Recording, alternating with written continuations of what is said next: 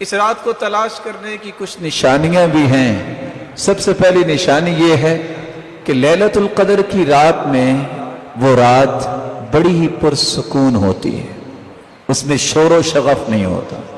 دوسری نشانی یہ ہے کہ وہ رات عام راتوں کے نسبت ٹھنڈی رات ہوتی ہے، لیکن اس میں کوئی آندھی یا اس طرح کی چیزیں نہیں ہوتی، بڑی پرسکون رات ہوتی ہے۔ تیسری نشانی اس رات میں روشنیاں ہوتی ہیں، لیکن آج کل کے ماحول میں اس کا اندازہ میں اور آپ نہیں کر سکتے۔ جہاں بلب اور اس طرح کی چیزیں ہیں، وہ جگہ جہاں کوئی بھی لائٹ کا بندوبست نہیں، اس کا نظارہ وہاں کیا جا سکتا ہے کہ فرشتوں کے نزول کی وجہ سے اللہ ذوالجلال نے زمین پہ کیسی روشنی کی ہے۔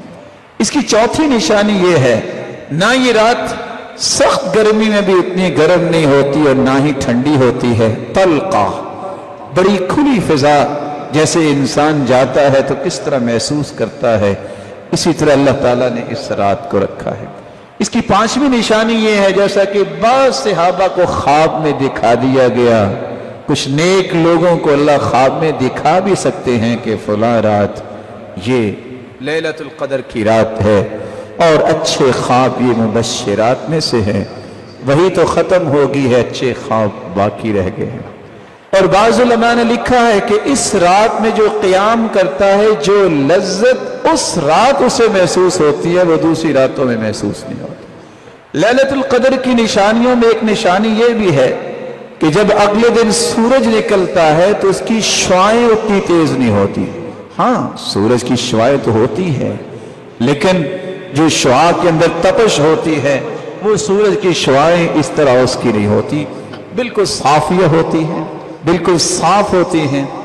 لیست کعادتها فی بقیت الایام، عام حالت میں اس طرح نہیں ہوتی۔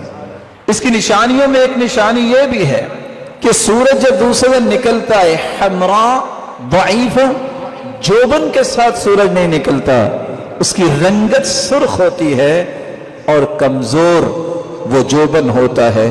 اس سے بھی پہچانا جا سکتا ہے کہ یہ رات لیلۃ القدر کی ہے جو اس سے پہلے گزر چکی ہے۔ اللہ ذوالجلال اس رات کی تلاش کی ہمیں توفیق عطا فرمائے۔ ناظرین کرام، مزید اس طرح کی ویڈیو دیکھنے کے لیے ہمارے اس چینل کو سبسکرائب کر دیجئے، ویڈیو کو لائک کریں اور اس ویڈیو کو زیادہ سے زیادہ شیئر کریں تاکہ لوگ ان نشانیوں کا علم ہو سکیں۔ لوگ بہت غلط نشانیاں نکال لیتے ہیں اور بہت غلط باتیں کرتے ہیں۔